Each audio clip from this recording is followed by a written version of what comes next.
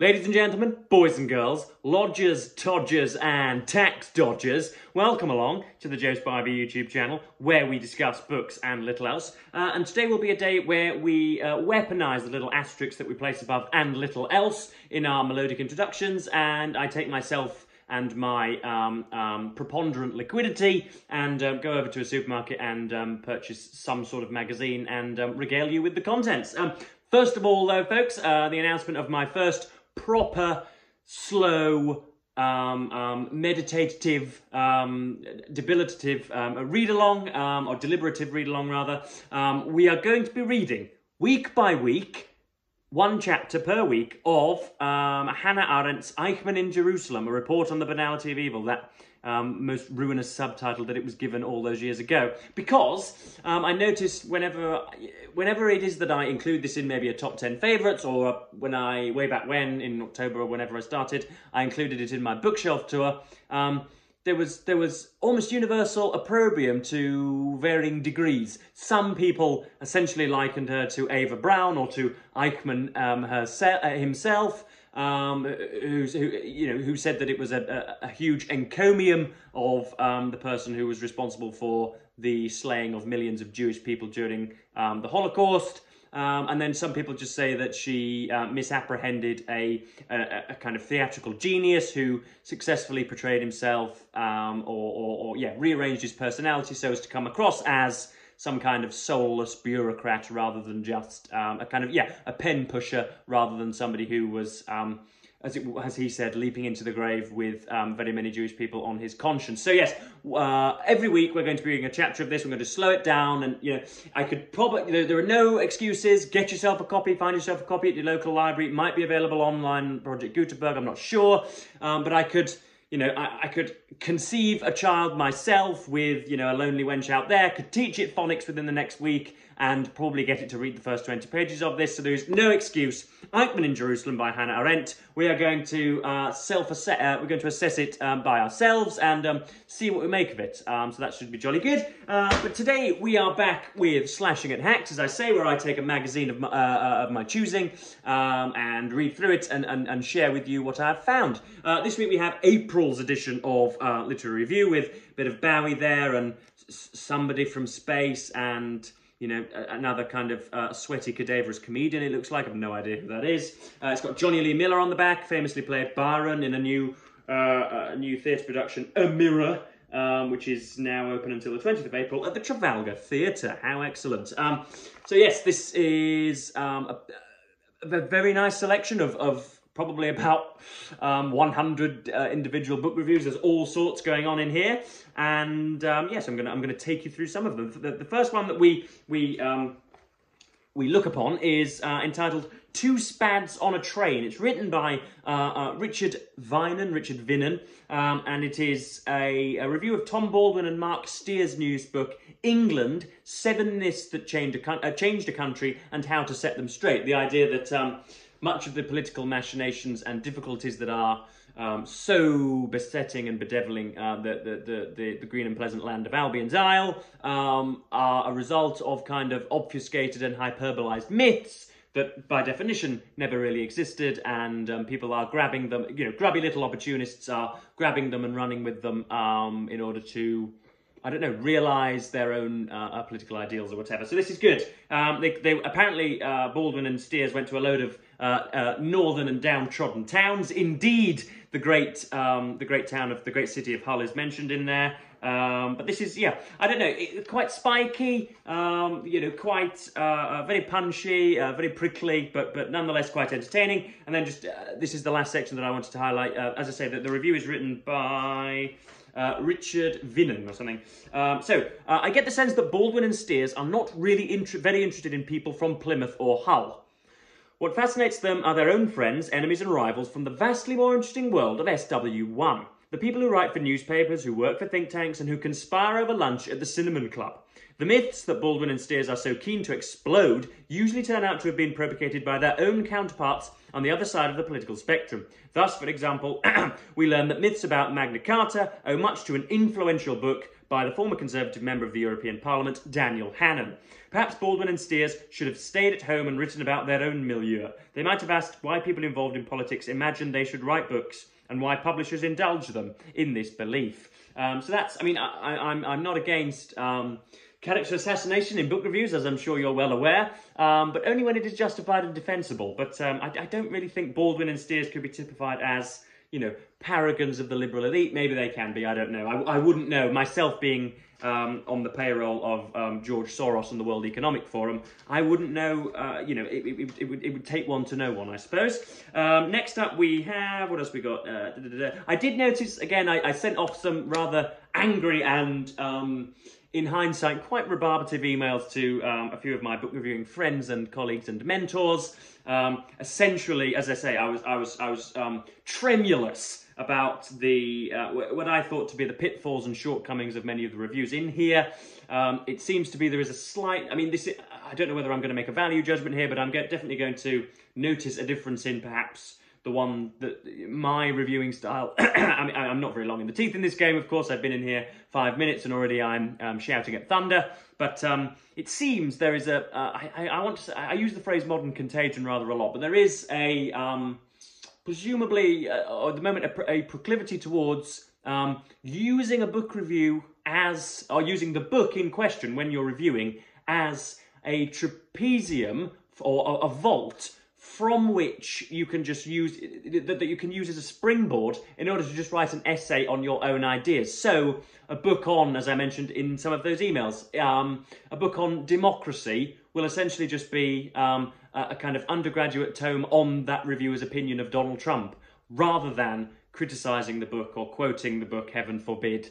So yeah, it just seemed that the book is certainly a secondary or, heaven forbid, even tertiary concern of the reviewer. It's not always at the forefront of their mind. They've essentially grabbed the book and thought, "Oh, great! Now I can kind of have a kind of promulgated extended tweet rather than write a book review." So that came up every now and then in some of my annotations. But next up we have Jailed for Being Disabled. This is the review is written by Stephen Bates. It's jolly good, and it's a book called The Undesirables: The Law That Locked Away a Generation. And it starts, in 1910, when two ladies from the Eugenics Education Society lobbied the Home Secretary for the incarceration of the feeble-minded to prevent them from breeding, they found a sympathetic hearing. The minister in question, Winston Churchill, then in his liberal phase, told them that as many as 130,000 such people were at large. If, by any arrangement, we are able to segregate these people under proper conditions, that their curse dies with them and is not transmitted to future generations, we shall have taken upon our shoulders in our lifetime a work for which those who come after us will owe us a debt of gratitude. That is my awful impression of Winston Churchill. What can I say in the Churchillian accent that's really good? I can't remember. I've got one line that I can do as Churchill that's excellent. But yes, not showing Winston in an excellent light. What is the phrase? The wrong side of history. But yeah, apt criticism. Talks about, you know, incapables or imbeciles, moral imbeciles. That was really rather nice. Didn't stray too far away from the book, which is always good. And next up, folks, we have a Spivanian rant.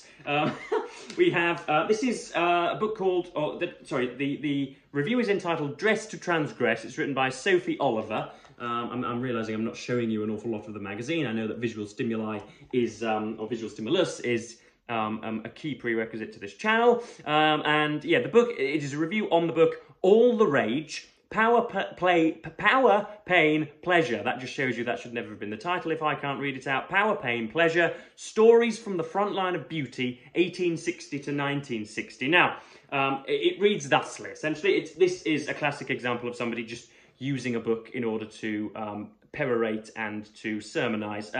One of Nicholson's central arguments is that notions of beauty enforce gender norms. All this effort is, she says, about looking attractive to, and also different from, men. Nicholson calls this the gender pact, which keeps men and women in their respective places. But what she does not quite say is that a certain version of white femininity helps to create racial and class divisions. Beauty is a trap for all those caught up in it. Nicholson tells us that domestic servants responsible for their employers' dressmaking and hairdressing, among other tasks, were explicitly instructed not to dress well or make up. It would have been a sign of loose morals, and therefore of unreliability. Ideas of beauty, with all their rules and standards, help to police social lines. Perfection is ruthless. Nicholson's argument is that as women's emancipation proceeded, their autonomy was compromised through ever stricter demands on their bodies: lose weight, look young, keep fit. Feminism, she argues, continues to be thwarted by this form of oppression in which women, busy keeping up with the latest ideal, are complicit. The ideals are undoubtedly punitive, but is a focus on coerced individuals enough? Now, that's all jolly good, stylistically excellent, it's got verve and flair in there, but I don't know, I always sort of rankle and my sphincter tightens, as it were, whenever I hear about kind of patriarchal portrayals of women in the media and the male gaze.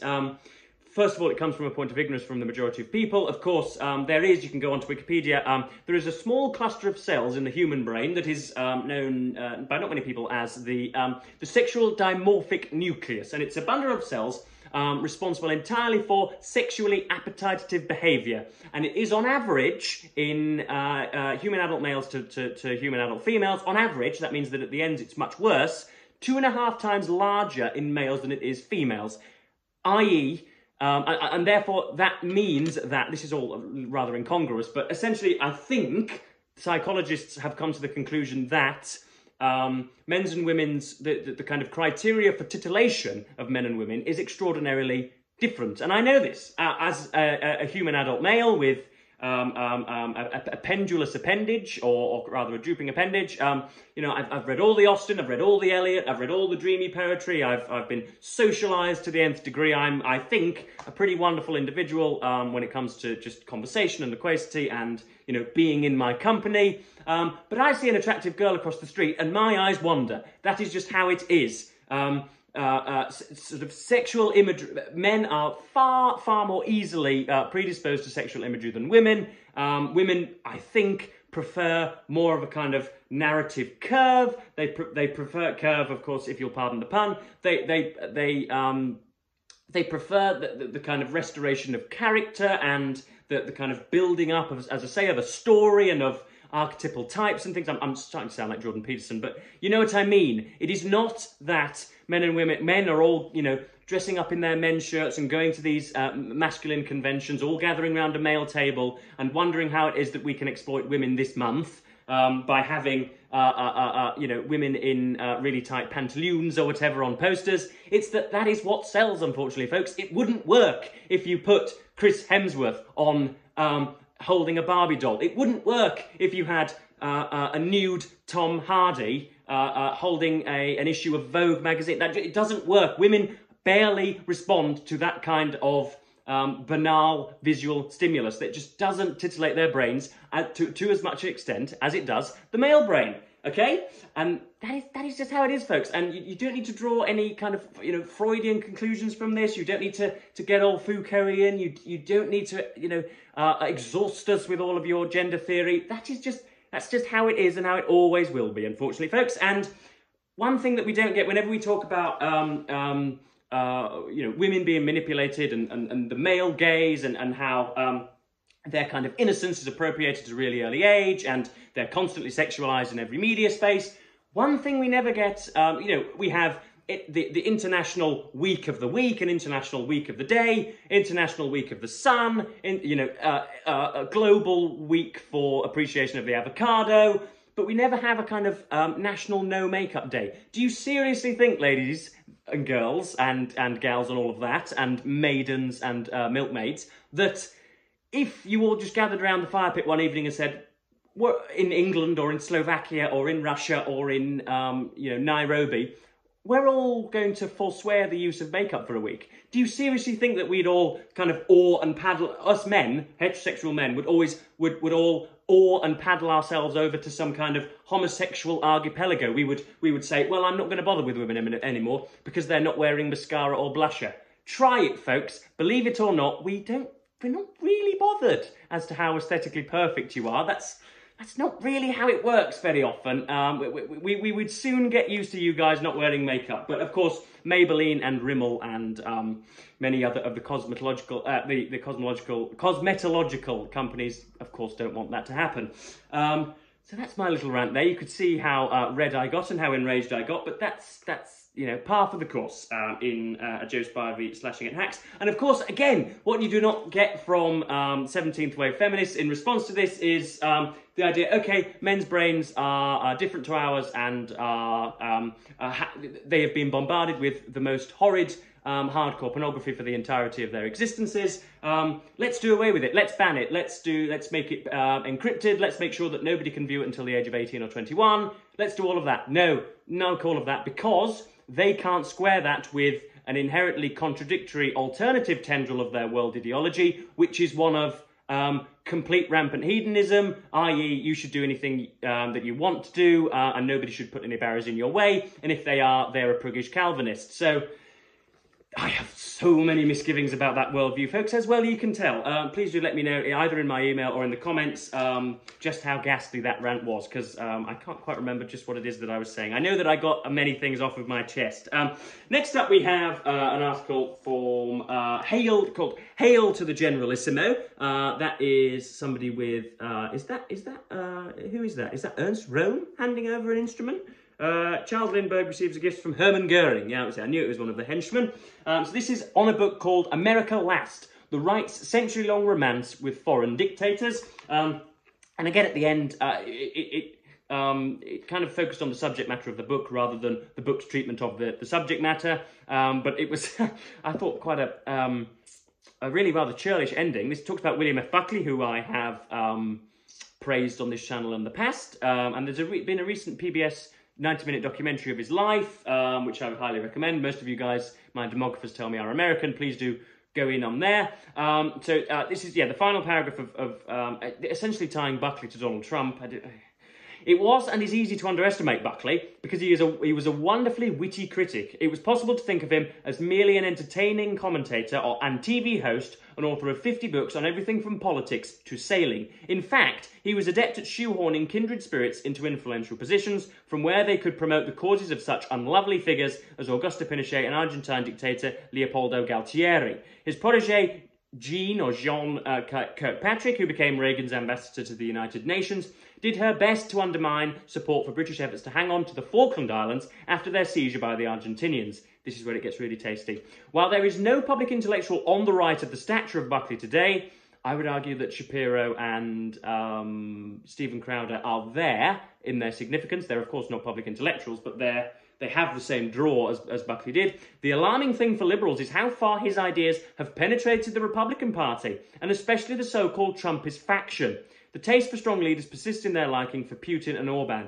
How on earth you can link a cogent, resolute, fair-minded, sometimes flawed, but altogether eloquent right-wing thinker with a complete orange-faced fascist like Donald Trump and his kind of ill-begotten mob? I really don't know, but this reviewer gave it a good attempt, and I will, of course, leave it up to you guys as to whether he did it successfully or not. Another talk about democracy. This is by Sarah Dunant. It's based on a book called Adventures in Democracy, The Turbulent World of People Power. Again, there's no picture to be shown there. But it's really just an excellent dissection of the issue. Again, what Benner brings to this familiar landscape is a voracious intellectual curiosity and a deep understanding of the past, particularly of the facts that democracies and their antecedents have always had to grapple with such issues. She is conscious throughout of the perennial gap between ideals and reality. Machiavelli is the master in this regard, and the continual need for vigilance to avoid tyranny. What would one give to have been an audience at the first performance of the Knights in 424 BC, in which Aristophanes dramatised a contest between a number of demagogues vying for Athenians' affections? The play features a character called Demos, who turned out to be the most susceptible of them all. Wherever she darts in history, Benner is a terrific guide, ever questioning, always teasing out parallels. Yada yada yada yada. That's really nice, and it should be better filled. A bit on apocalypses that I'm not going to mention. Apocalypse Yesterday, Today, and Tomorrow, about somebody's study of the long lineage of apocalyptic fiction. and theatre. And then the final section, which is almost always the most entertaining in magazines of this nature, is the letters section. So we have, again, I could wheel out a Churchill impression, but I won't do so, about Churchill's folly. But then we have the final bit, which is, the letter is entitled Blame the Atheists, and it's from Robert Aitken, who lives in Oxford. I shall just take a quick drink of water. Please talk amongst yourselves, folks. It's been sent in by somebody called Robert Aitken. It's entitled Blame the Atheists, and this is about a book on free will. And it'll allow me to perorate even more. The review of Determined, Life Without Free Will, published in this magazine in February, should be understood as another instalment in the long-term war by atheists to undermine Christian doctrine. I was not surprised to discover that both author, Robert Sapolsky, and reviewer, Raymond Tallis, are self-professed atheists. Their hostility to the idea of free will flows naturally from their beliefs. Free will underpins Christian morality in a fundamental way. If, as Sapolsky and Tallis claim, we are not free to make moral choices, but are pre-programmed by nature and nurture to act in the way we do, then we cannot be held responsible for our actions. Under this determinist philosophy, anyone who commits an immoral act can console themselves with the notion that subconscious and irresistible urges made them do what they did, and that the rest of society has no right to judge them, yada yada yada. Christian morality, by contrast, forces each of us to take responsibility for our actions and to acknowledge personal guilt. Christian morality was for centuries the bedrock of British culture, yada, yada, yada. This is sent in, as I say, by Robert Aitken, and I know exactly what Robert Aitken looks like, and I know what he does, what he owns, who he is married to, who he has voted for in the past, what books are on his shelves. I know all sorts about this gentleman, having never laid eyes upon him. But yeah, just a question of free will very quickly. Obviously, this is a favourite topic of Sam Harris and Alex O'Connor, but their sort of weird definition of free will is a situation wherein there are absolutely no calls to your attention, and there are absolutely no forces acting on you whatsoever, which even the people that advocate for the position that we do have free will, such as myself and others, would never admit to that being a definition of free will. I know very well that there are 317 different things all acting on us at every given moment. The amount of carbohydrates I have for breakfast, what I'm doing later, the amount of money in a bank account, what's in the fridge, the weather outside, my age, my sexuality, my height, everything that I have read, my goals when making this video, the amount I've been chuntering on for. All of these things are, of course, affecting what I'm doing, but what ourselves in the free will faction do suppose and often argue is that you can still see that the gut microbiome might have an effect on you, and your socioeconomic position might impinge upon the freedom of your activity, but you can still kind of click, stop everything, acknowledge those constraints on your behaviour, and still make an informed decision.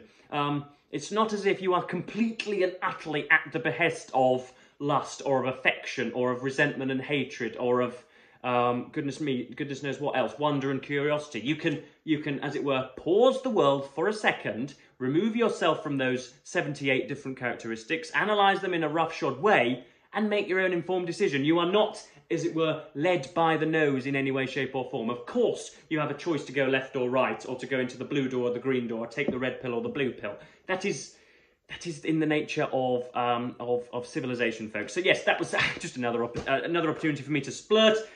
Do not forget, of course, to buy yourselves a copy of Hannah Arendt, Eichmann in Jerusalem. 1 chapter a week for very many weeks by the looks of things. This has got loads of chapters in it. Yeah, it's got about 10 or 15, so we'll be doing it for a good long while, but we'll come to a judgment eventually, and hopefully we will gather a great soiree around us for it. So yes, I'm going to cap this video just under 24 minutes. Boy, have I gone on this morning, and thank you ever so much for watching BookTube, and say goodbye.